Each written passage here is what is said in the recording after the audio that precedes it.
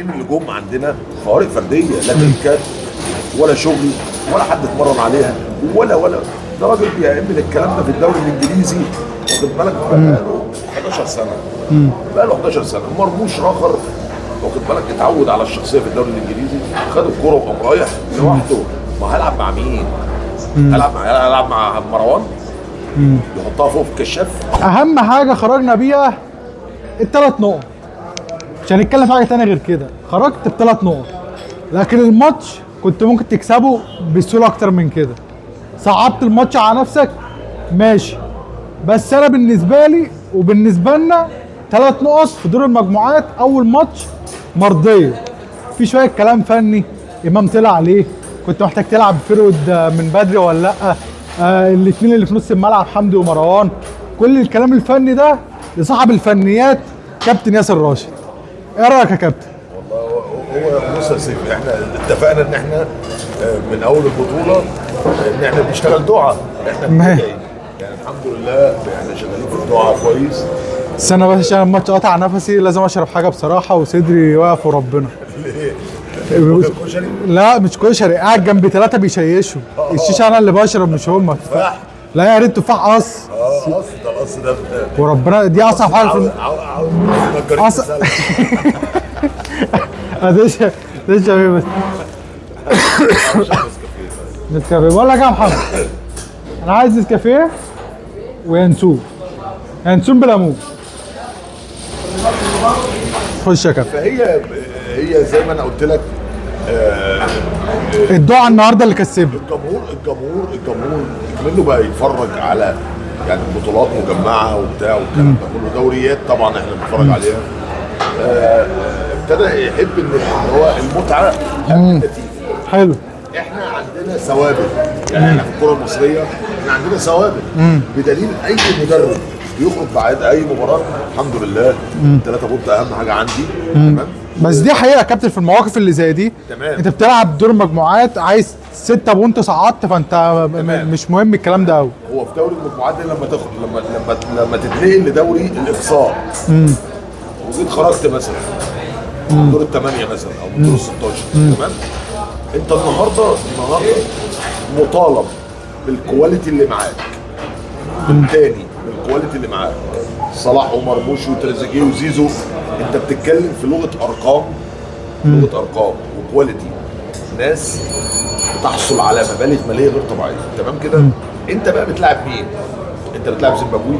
الكواليتي اللي موجوده عندهم مع احترامي الشديد ده، في ناس بتلعب درجه ثالثه في المانيا، في ناس بتلعب درجه ثالثه ماشي، وفي ناس بتلعب في مصراته في ليبيا، انت متخيل؟ وفي ناس بتلعب في كونيا سبورت مثلا في تركيا، يعني الكواليتي بتاعهم انت اعلى، صح كده؟ ماشي. طب طالما انت اعلى في الكواليتي، بس هو في حاجه يا كابتن اقول لك على حاجه. تمام. النهارده هم واقفين عاملين جيم دفاعي 100%، فهم واقفين صح. يعني هو النهارده يعني موزمبيق ما راحتش عليك بحاجه. انت عاوز النتيجه ولا عاوز الاداء؟ انا عايز انا بكلمك على الجمهور المصري، عاوز النتيجه ولا عاوز الاداء؟ عايز النتيجه.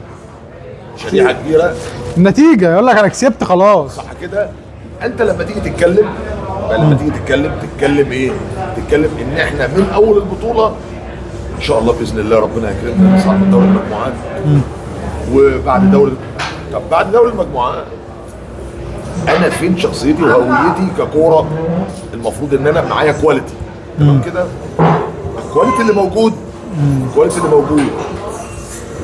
كل واحد لعب فردي. انا ما شفتش جمل جوه الملعب وتريكات في الاخر بتنتهي بايه؟ بهجمه منظمه، تمام. كلها فوارق فرديه. هي الفوارق الفرديه. مجموعات اللعب مش موجوده جوه الملعب، تكتيكه جوه الملعب، تمام. انت بتلعب 2 جوه الملعب شبه بعض، حمدي ومروان، تمام كده. وكنت بتلعب امام.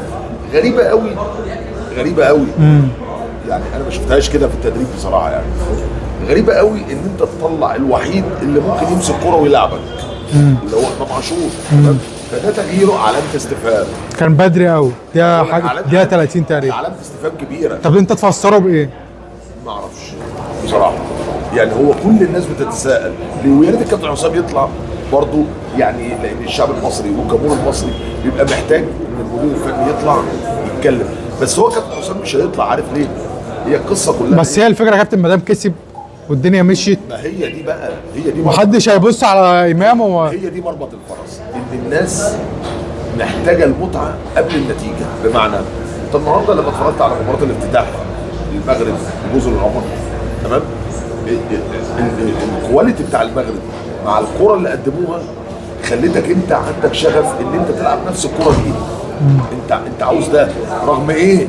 رغم ان الناس في المغرب مقعدين حكيم وطلعوا دياز ولاعيبه كتيره جدا جدا مش مشاركه، مع احترامي الشديد. طيب انت ايه المشاكل الفنيه اللي انت شفتها اللي ظهرت على في اداء مش انا اللي منتخب مصر بقول على فكره، اللي انت شايفها؟ انا مش عاوز، بص يا تمثيل، انا مش عاوز حد يفهم ان احنا لما نيجي نتكلم ان احنا يا عم احنا اقل ناس في الدنيا. انا مواطن عادي بتفرج على كوره، انا عاوز منتخب بلدي وهو بيلعب مع فرقه الكواليتي بتاعها اقل منك، اقل منك في التصنيف وفي القيمه التسويقيه وفي كل حاجه. هتقول لي اصل الكوره في افريقيا اتقدمت، الكوره في افريقيا اتقدمت، وانا يعني انا اللي رجعت، ولا يعني عاوز افهم انا، يعني احنا اغلى لعيبه، اغلى دوري موجود فيه لعيبه وقيمه تسويقيه 150 مليون و200 مليون و300 مليون. انا اعتقد التخين في فرقه زيمبابوي دي مع احترامي الشديد مش هياخد $50,000. ماشي يا كابتن، طب ما ناس حد هيجي يقول لك دلوقتي انا لازم ابقى الراي الاخر. ناس دلوقتي تيجي تقول لك المنتخب كان ليه شكل في الملعب وضيع كتير وماسك كرة 90 دقيقة وزيمبابوي ما راحتش بأي كرة غير الكرة اللي جت جول، فإذا منتخب مصر ما عملش أداء سيء. ده رأيي بيقول كده.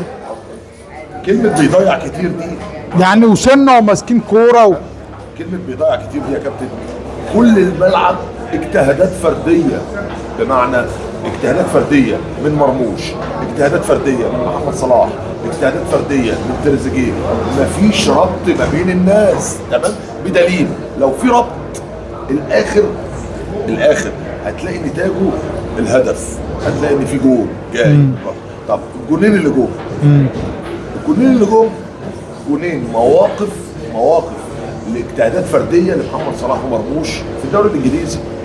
الحاجات دي بتاعتهم، الحاجات دي هم لا حسام قال لهم عليها ولا حد مرنهم، ولا الناس دي ده شغلها، ده شغل مرموش مع عم الكوره جوارديولا، ده شغل محمد صلاح النتاج اللي بقى له 10 15 سنه، تمام؟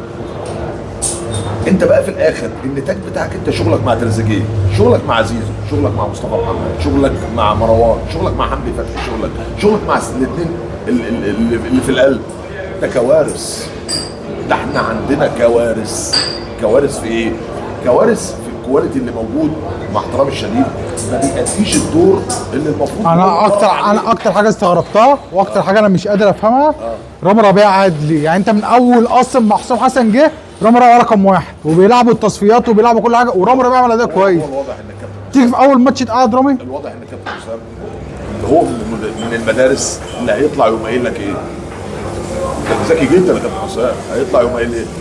اول مباراه في البطوله والضغط النفسي والعصبي، وبعدين ده افريقيا اتقدمت، كل الكلام ده مستهلك، كل الكلام ده ما ياكلش عيش، كل الكلام ده مع احترامي الشديد طارق السكتاوي واخد بطوله جامده جدا وخارج راجل ماشي. كابتن حسام بعد ماتش النهارده خارج بعد ماتش، بقول لك ايه؟ الكوره اوعى تميز علينا، الكوره لا هي واقفه على الخط واخد بالك تقعد تزعق وتقعد تعمل لي كده واربعات وخمسات. انا اسف يعني، انا عاوز شغل فني، الشغل فني بطلع بالكوره كويس، تمام؟ عندي جمل، عندي باكين طرف كويسين بيعملوا اوفرات، تمام؟ عندي هافين واخد بالك بيشتغلوا جماعي مع الناس. انت ما كانش ليك شكل الا لما نزل ابراهيم عادل تاني. ابراهيم عادل هو علامه الاستفهام مع احترامي الشديد. لما نزل ابراهيم عادل وانت بتلعب مع احترامي الشديد، يعني ابراهيم عادل يقعد وهو عنده كواليتي غير طبيعي في حلول، واخد بالك؟ وانا اسف يعني، ومروان يلعب وحمدي يلعب، وهتقول لي حمدي بيأدي دور الدفاع، ماشي انت خرجت امام عاشور ده انت ممكن تنزله الشغل الثاني، تمام؟ هو ده اللي يصنع لك الفرق، هو ابراهيم عادل تلعب ب6 و8 ابراهيم، واخد بالك؟ يعني معلش النهارده انت خرجت تريزيجيه، هو ده رايي من زمان، تريزيجيه مبطل كوره يا سيف، بمعنى خلاص اللعب اتحفظ واتهرش.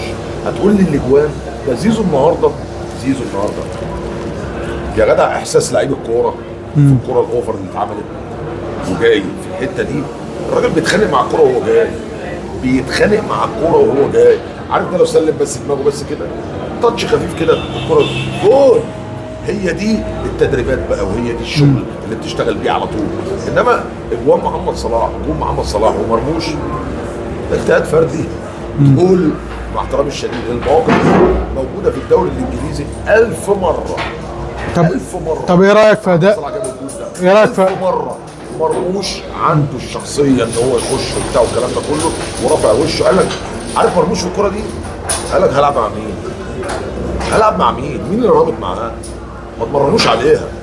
مين اللي رابط؟ اشتغل شغل فرد انا لوحدي. هوبا انا بكلمك كلام مع احترامي الشديد، استوديوهات التحليل مش عارف استوديوهات التحليل هتقول ايه؟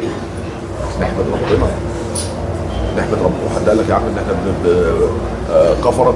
ما احنا بنحمد ربنا، بنحمد ربنا، بس احنا كجمهور احنا عاوزين نتفرج على كوره، عاوزين نتفرج على كوره. نتفرج على فرقه المغرب، يا نهار ازرق ده رعب الناس. فرقه المغرب يا سيف رعب الناس. يعني ايه رعب الناس؟ رعب الناس بالاداء وبالكواليتي والشغل جوه الملعب وحاجات كتيره جدا. بس مش شرط يا كابتن، خلي بالك برضو المغرب. بص يا سيدي، مش احنا في البدايه قلنا يا نشتغل دعاء يا نشتغل كوره، فاحنا نشتغل دعاء. احنا النهارده الحمد لله يا ربنا استجاب 3 رجب الشهور الحرم، واخد بالك؟ فربنا خلي بالك هيستجيب. احنا ممكن ناخد البطوله دي بنفس السيناريو كده. اقول لك على حاجه، احنا ممكن ناخد البطوله دي بالدعاء وهتمشي. في حد غلبان قاعد يا عم، في حد قاعد عمال يقول يا رب، في حد عاوز يفرح. انما ككوره لا، الكوره بقى ارجع اتفرج بقى على ايه؟ يعني هات الجدول كده، اتفرج على فرقه المغرب، اتفرج على يعني الفرقه اللي هي ايه؟ اللي بتلعب كوره حديثه. الكوره الحديثه مش عندنا، الكوره الحديثه احنا عندنا ايه؟ على الخط اي كلام في اي كلام، وقف. ايه يا عم في ايه؟ في حد يقول قالت في الكوره تغيير امام عاشور؟ وضحوا لي يا كابتن حسام، وضح لي. انا راجل مواطن عادي يا عم، من حقي ان انا اتمتع بالكوره. انا راجل انا يا عم ما بعرفش حاجه من الكوره، انا ما بعرفش حاجه من الكوره، انا مواطن عادي جدا. انا عاوز اتمتع لما اجي اتفرج على منتخب بلدي، واخد بالك؟ ابقى قاعد كده مسؤول. ليه؟ لان امكانيات منتخب بلدي عندها كتير جدا، انا عندي. فانت مش فاهم تبديليه امام عاشور. ده واحده. الثانيه مع احترامي الشديد، يعني مع احترامي كل الاحترام، تمام؟ هو برضه بدأ بناس يعني مع احترامي الشديد ما كانش يقدر يقعدهم. يعني برضه بدايه تريزيجيه دي يعني علامه استفهام كبيره جدا، تمام؟ يعني جوه الملعب بتلعب باثنين شبه بعض ما بيعرفوش يطلعوا بالكوره، كل اللي عليهم اقطع ومن الناحيه دي، اقطع ومن الناحيه دي. حمدي ومروان. الكوره مش كده خالص، الكوره بقت لقدام. الناس بتوع زيمبابوي يا سيف عاملين التحول زي ما الكتاب قال. اقول لك على حاجه، الراجل مدرب زيمبابوي ده خدم حسام حسن يطلع 14 بدأ يدافع اكتر. اقسم بجلال الله 14 عنده كميه تحول غير طبيعيه. كره القدم دلوقتي السرعات والتحول، عشان كده فرقه زيمبابوي بتلعب على قد امكانياتها. طيب ايه رايك في اداء محمد صلاح؟ سيبك من الجون طول ال 90 دقيقه، ايه رايك في اداء صلاح؟ محمد صلاح لا انا ولا انت، لا انا ولا انت، لا انا ولا سيف ولا محمد صلاح يجرؤ ولا التخين في مصر في الكوره، انا بتكلم في الكوره، يجرؤ يتكلم مع محمد صلاح. محمد صلاح وحش حلو، هيخطف لك واحده، وهيخطف لك واحده في اي وقت، تمام؟ يعني سيبك من ان هو يخطف لك. محمد صلاح اولا لعيب جامد قوي، يعني ممكن مثلا 90 دقيقه ما يبقاش موجود يخطف لك واحده، بس في توقيتات في والجون بتاع النهارده ده مش اي حد يجيب، يعني لو اتلعبت لمتين واحد ما فيش حد هيحط دي. الجونين اللي جم عندنا فوارق فرديه، لا تركات ولا شغل ولا حد اتمرن عليها ولا ده راجل بيعمل الكلام ده في الدوري الانجليزي، واخد بالك؟ بقاله 11 سنه، بقاله 11 سنه. مرموش رخر، واخد بالك؟ اتعود على الشخصيه في الدوري الانجليزي، خد الكوره وقام رايح لوحده. ما هلعب مع مين؟ هلعب مع مروان يحطها فوق في الكشاف، ولا العب مع خلاص كل واحد دلوقتي بقى يلعب ايه؟ خلي بالك اللعيبه جوه الملعب انت لو شفت الحماس بتاعها، اللعيبه خايفه على اسمها. اللعيبه خايفه على اسمها. ناس كتيره جدا هيقول لك ايه الاداء، شفت الروح بتاعت. هي القصه مش قصه كده، قصه ان فعلا لو انت تعادلت النهارده مع زيمبابوي كانت اللعيبه دي يعني مش هتتنفخ، ده هتتنفخ كانت هتبقى صعبه من الاخر. طيب الماتش الجاي المفروض على الورق واتقل ماتش في المجموعه. شايف ايه الغلطات اللي صعبت علينا الماتش قدام زيمبابوي؟ اختيار التشكيل المناسب. اختيار التشكيل المناسب، ما يبقاش الموضوع سمك لبن تمرين دي، ما يبقاش التغييرات عمال على بطال كده وخلاص. نوعيه اللعيبه اللي ممكن تأدي لك الدور جوه الملعب، نوعيه اللعيبه ما يبقاش مثلا في بعض المراكز في ناس شبه بعضيها ما استفادش منها. تمام، لازم يكون عندي نزعه هجوميه. انا فرقه، انا منتخب كبير، انا صاحب تاريخ، انا عندي بطولات. بس هيبقى في فرق كبير بين الماتشين يا كابتن. انت بتلعب النهارده الفرقه الاضعف في البطوله تقريبا، فهم نازلين واقفين ال 11 تحت الكوره.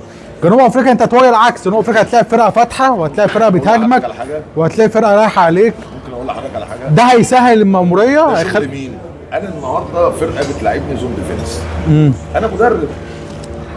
هو انت ما عندكش حلول للطرق دي، للطرق الدفاعيه البحته؟ مش وارد ان انت تقابل فرقه مرصوصه لك. طيب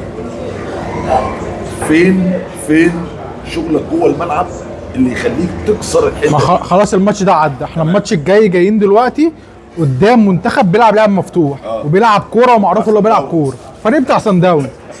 فهل لما